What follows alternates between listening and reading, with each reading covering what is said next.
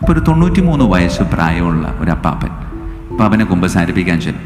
ഭക്ഷണമൊക്കെ ചവച്ചൊന്നും ഇറക്കാൻ പറ്റില്ല, ഇങ്ങനെ ജ്യൂസ് പരുവത്തിൽ അടിച്ചാൽ കൊടുക്കും. അപ്പച്ചന് മെയിനായിട്ട് 2 പാപം. ഇത് കേൾക്കുമ്പോൾ എനിക്കൊരു അസ്വസ്ഥതയാണ്. കാരണം ആ പഞ്ചായത്തിലെ ഈ ചേട്ടനേക്കാൾ മുതിർന്ന ആളില്ല, പിന്നെ എന്തിനാ കുമ്പസാരിക്കുന്നത്? ഇനി ഒരു പാപം ചെയ്യുക എന്നതിനേക്കാൾ മരിക്കാൻ ഞാൻ സന്നദ്ധനായിരിക്കും.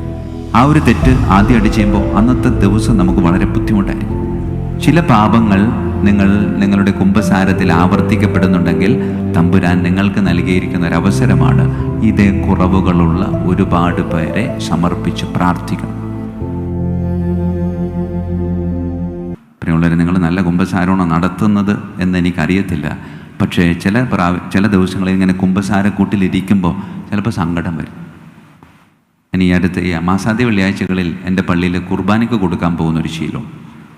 ഞാനത് ചെന്ന ഉടനെ തന്നെ ഞാൻ പറയും, ഇനി മുതൽ മാസാദ്യ വെള്ളിയാഴ്ചകളിൽ ഉണ്ടാവില്ല, നിങ്ങൾക്ക് ആവശ്യമുള്ളപ്പോൾ വന്നാൽ മതി. കാരണം വീട്ടിൽ ചെന്നിട്ട് നമ്മൾ കോളിംഗ് ബെല്ലടിച്ച് ആ ചേച്ചീനെ വിളിച്ചെഴുന്നേൽപ്പിച്ച് കുർബാന കൊടുക്കാൻ പോകുന്ന ചേച്ചിനെ നമ്മൾ തന്നെ ഇരുന്ന് ഒരുക്കണം ചേച്ചിയായിട്ട്. അത്രയും സമയം നമ്മൾ പോകും. ചിലപ്പോൾ അവർ മറന്നുപോകും. ചിലപ്പോൾ ആദ്യ വെള്ളിയാഴ്ച വരുമ്പോൾ അച്ഛനെ സ്വീകരിക്കണം, അയ്യോ അച്ഛ എന്ന് പറഞ്ഞിട്ടുണ്ടാകും.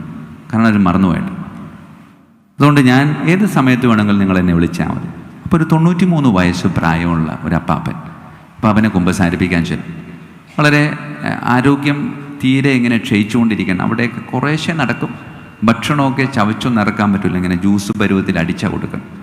അപ്പോൾ ഈ അച്ഛൻ ഈ ചേട്ടനെ, ഈ പ്രായമുള്ള അപ്പച്ചനെ കുമ്പസാരിപ്പിക്കാനിരിക്കുമ്പോൾ അപ്പച്ചന് മെയിനായിട്ട് 2 പാപം.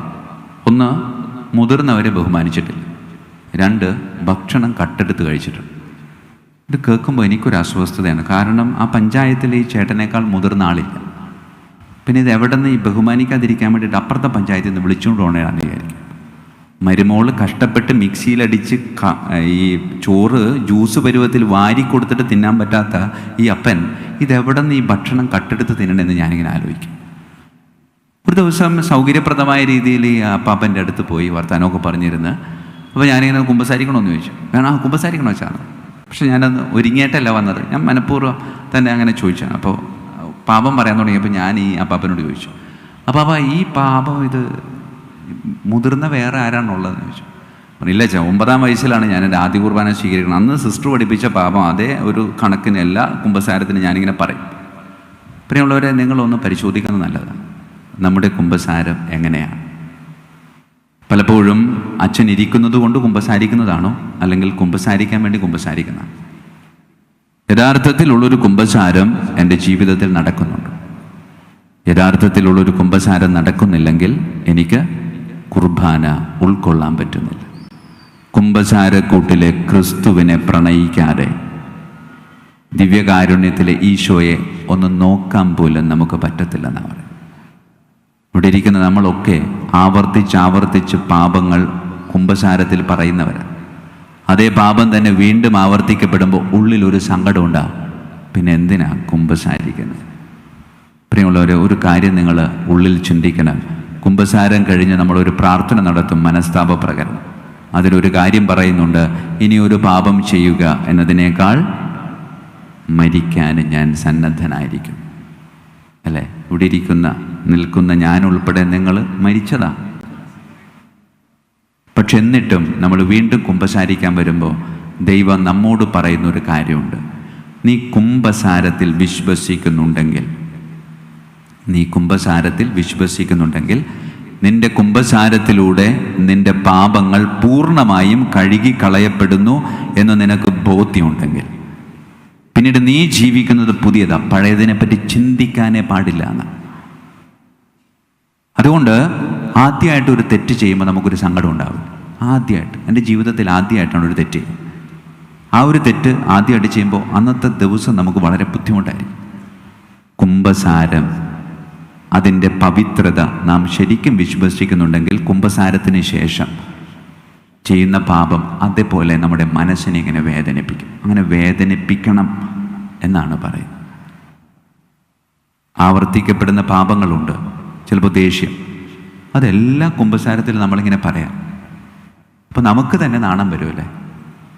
പ്രിയമുള്ളവരെ, ചില പാപങ്ങൾ നിങ്ങളുടെ കുമ്പസാരത്തിൽ ആവർത്തിക്കപ്പെടുന്നുണ്ടെങ്കിൽ അത് തമ്പുരാൻ നിങ്ങൾക്ക് നൽകിയിരിക്കുന്ന ഒരു കുറവല്ല, മറിച്ച് തമ്പുരാൻ നിങ്ങൾക്ക് നൽകിയിരിക്കുന്ന ഒരവസരമാണ്. ഇതേ കുറവുകളുള്ള ഒരുപാട് പേരെ സമർപ്പിച്ച് പ്രാർത്ഥിക്കണം. ആവർത്തിക്കപ്പെടുന്ന പാപങ്ങൾ കുമ്പസാരത്തിൽ പറയുന്നുണ്ടെങ്കിൽ ഇനിയുള്ള കുമ്പസാരം കഴിഞ്ഞ് ഇതേ പാപത്തിൻ്റെ വേദനയിലൂടെ കടന്നു പോകുന്ന 100 പേര് എണ്ണം പറയണം. 1000 പേര് പറഞ്ഞു. 1000 പേരെ ഞാൻ സമർപ്പിച്ച് പ്രാർത്ഥിക്കും.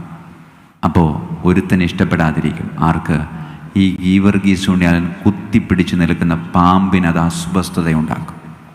അല്ലെങ്കിലും ഒന്ന് ആലോചിച്ച് നോക്കിയേ, നമ്മൾ കുമ്പസാരിക്കാൻ പോകും, നമ്മൾ കുമ്പസാരിക്കുന്നു, കുറച്ച് നേരം പാപം ചെയ്യാൻ നിൽക്കുന്നു, കുറച്ച് കഴിയുമ്പോൾ വീണ്ടും പാപം ചെയ്യും. അപ്പോൾ പാമ്പിനെ സംബന്ധിച്ച് അവന് വിഷയമില്ല. കാരണം എന്താ? അവൾ കുമ്പസാരിച്ചോട്ടെ, അവൻ കുമ്പസാരിച്ചു, നമ്മുടെ അടുത്തേക്ക് വരാനുള്ളതാണ്.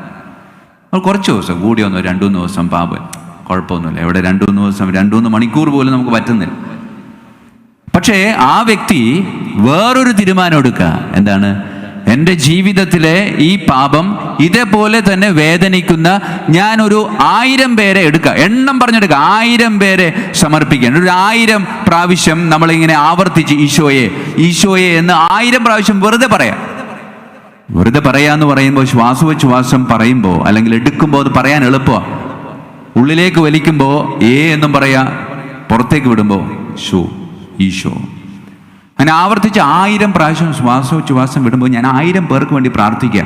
അപ്പോൾ പിശാച് അസ്വസ്ഥനാകും. പിശാചിന് അസ്വസ്ഥത കൊടുക്കണം. അങ്ങനെ അസ്വസ്ഥത കൊടുക്കാൻ വേണ്ടിയാ ഈ ഗീവർഗീസ് പുണ്യവാളൻ്റെ മക്കളായി നമ്മളെ മാറ്റിയിരിക്കുന്നത്. അതിനാൽ പ്രിയമുള്ളവരെ, അങ്ങനെ കുമ്പസാരത്തിൻ്റെ ചൈതന്യം ഉൾക്കൊണ്ടുകൊണ്ട് കുർബാനയിലേക്ക് വന്നാൽ കിട്ടുന്നത് മുഴുവനും അതെനിക്കായിരിക്കും. ആ കൃപ ഒട്ടും നഷ്ടപ്പെടാതെ നമുക്ക് ഉൾക്കൊള്ളാൻ പറ്റും. പ്രിയമുള്ളവരെ, നിർബന്ധിക്കണം. എന്നോട് തന്നെ നിർബന്ധിക്കണം. ശ്രദ്ധ പതറിപ്പോകരുത്. ഈ അൾത്താര ബാലന്മാരൊക്കെ ഇടക്ക് മണിയടിക്കും. നമ്മളെ ഉറക്കത്തിൽ നിന്ന് എഴുന്നേൽപ്പിക്കാൻ വേണ്ടി തന്നെയാണ്, ശ്രദ്ധ ഇവിടേക്ക് കൊണ്ടുവരാൻ വേണ്ടി തന്നെയാണ് മണിയടിക്കുന്നത്. വളരെ പ്രധാനപ്പെട്ട ഒരു സംഭവമാണ് ഇവിടെ നടക്കുന്നത് എന്ന് പറയാൻ വേണ്ടിയിട്ട്. ആ ഒരു ബോധ്യത്തിൽ ഈ ബലിയിൽ നമ്മൾ പങ്കെടുത്ത് ഈ കൃപ ഇങ്ങനെ പൂർണ്ണമായും ഉൾക്കൊണ്ടുകൊണ്ട് നമുക്ക് പോകാൻ സാധിച്ചാൽ, പ്രിയമുള്ളവരെ, ഇതിലും വലിയ വേറൊരു തിരുനാൾ നമുക്ക് ആഘോഷിക്കാനില്ല. അതുകൊണ്ട് നമ്മളെ തന്നെ ഒന്ന് തുടച്ച് വൃത്തിയാക്കി കുമ്പസാരത്തിന് ശേഷം വന്ന പാപങ്ങളൊക്കെ ഈ ബലിപീഠത്തിലേക്ക് അപ്പവും വീഞ്ഞും സമർപ്പിക്കുമ്പോൾ വ്യക്തിപരമായ ഒരു കാഴ്ചയായി നമുക്ക് ഈ പാപങ്ങളൊക്കെ സമർപ്പിക്കുക. ഈശോ, ഇതൊന്നും എനിക്ക് വേണ്ട, നീ എടുത്തോ. ഈശോ അതെടുക്കും, സന്തോഷത്തോടെ എടുക്കും. എന്നിട്ട് നമ്മളെ ഇങ്ങനെ വിശുദ്ധീകരിച്ച് ഈ പരിപാവനമായ ബലിപീഠത്തിൽ ഇങ്ങനെ കൃപ നിറഞ്ഞ ഔഷധമാക്കി നമുക്ക് പകരം ഈ ദിവ്യകാരുണ്യ ഈശോ നമുക്ക് അനുഗ്രഹമായിട്ട് മാറുമ്പോൾ ഇത് യഥാർത്ഥത്തിലൊരു ബലിയായിട്ട് മാറും. അങ്ങനെ ഒരു ബലിയായി മാറാൻ ദൈവം നിങ്ങളെ അനുഗ്രഹിക്കട്ടെ എന്ന് പ്രാർത്ഥിക്കാൻ ഒന്നുകൂടെ ചേർത്ത് വയ്ക്കുന്നു. നമ്മളിങ്ങനെ ഈ കർത്താവിൻ്റെ ശരീരം നമ്മുടെ ശരീരത്തോട് ഇങ്ങനെ ചേർത്ത് വയ്ക്കുമ്പോൾ പൗലോസ് അപ്പോസ്തലൻ പറഞ്ഞതുപോലെ പറയാൻ പറ്റും, ഞാനല്ല, ക്രിസ്തുവാണ് എന്നിൽ ജീവിക്കുന്നത്. ഞാനല്ല, ക്രിസ്തുവാണ് എന്നിൽ ജീവിക്കുന്നതെന്ന് പറയുമ്പോൾ നമ്മൾ ആരായി? നമ്മൾ വിശുദ്ധരായി. പ്രിയമുള്ളവരെ, ഈ ബലി കഴിയുമ്പോൾ നമ്മളൊക്കെ വിശുദ്ധരെന്ന് പറയുമ്പോൾ ഒന്ന് ആലോചിച്ച് നോക്കിയേ. ഈ മുകളിലിരിക്കുന്ന ആ ഗീവർഗീസ് ഉണ്ണിയാളുടെ പടം താഴേക്ക് ഇറക്കി അവിടെ നമ്മുടെ ഒരു ഫോട്ടോ വെച്ച് എങ്ങനെയുണ്ടാവും? കാണണം, അത് മനസ്സിൽ കാണണം. എന്തോരം നടക്കാത്ത കാര്യങ്ങൾ നമ്മൾ കാണുന്നുണ്ട്. ഒരിക്കലും നടക്കില്ല എന്ന് വിചാരിച്ച കാര്യങ്ങൾ വെറുതെ ഇങ്ങനെ ചിന്തിക്കില്ല. അതുപോലെ ചിന്തിക്കാനുള്ളൊരു കാര്യം കൂടെ ഞാൻ നിങ്ങളുടെ മുമ്പിലേക്ക് തരിക. നിങ്ങളെ വിശുദ്ധയായിട്ട് പ്രഖ്യാപിക്കുക. 6 അടി പൊക്കമുള്ള ഒരു രൂപം, നിങ്ങളുടെ നല്ലൊരു രൂപം ഉണ്ടാക്കി വെച്ചേക്കണം കേട്ടോ, ഫോട്ടോ. അങ്ങനെ 6 അടി പൊക്കമുള്ള രൂപത്തിൻ്റെ മുമ്പിൽ നമ്മുടെ പ്രിയപ്പെട്ടവരൊക്കെ വന്ന് തിരികെത്തിച്ച് പ്രാർത്ഥിക്കുക, നിയോഗങ്ങൾ സമർപ്പിക്കുക. പ്രിയമുള്ളവരെ, കാണണം, എന്നെ കർത്താവിൻ്റെ അൾത്താരയിൽ വണങ്ങപ്പെടുന്നതായിട്ട് സ്വപ്നം കാണാം. കാരണം അതിനുള്ള അവകാശം നമുക്കുണ്ട്. കാരണം ഈ ബലിയിലൂടെ ഞാൻ സ്വീകരിക്കുന്നത് കർത്താവിൻ്റെ ശരീരം. ആ ഒരു തിരിച്ചറിവ് നമുക്കുള്ളിലേക്ക് കൊണ്ടുവരാം. പങ്കുവച്ചതിൽ പ്രധാനപ്പെട്ടത് ഇത്രമാത്രം, ഈ ബലിയിൽ നിറഞ്ഞു നിൽക്കുന്ന കൃപ അതിങ്ങനെ സ്വീകരിക്കാനുള്ള ഒരു വൃത്തി, ഒരു ആത്മീയ വിശുദ്ധി എൻ്റെ ശരീരത്തിനുണ്ടോ? ഇല്ലെങ്കിൽ അത് വരുത്തിയതിന് ശേഷം മാത്രമേ ഈ കൃപ എടുക്കാവൂ. അല്ലെങ്കിൽ ഞാൻ യൂദാസിൻ്റെ ഗണത്തിലേക്ക് മാറ്റപ്പെടും. ഞാൻ യൂദാസിൻ്റെ ഗണത്തിലേക്ക് മാറ്റപ്പെടാനുള്ളതല്ല, ഞാൻ ക്രിസ്തുവിൻ്റെ പ്രധാനപ്പെട്ട ശിഷ്യന്മാരുടെ ഗണത്തിലേക്ക് മാറാനുള്ളതാണ്.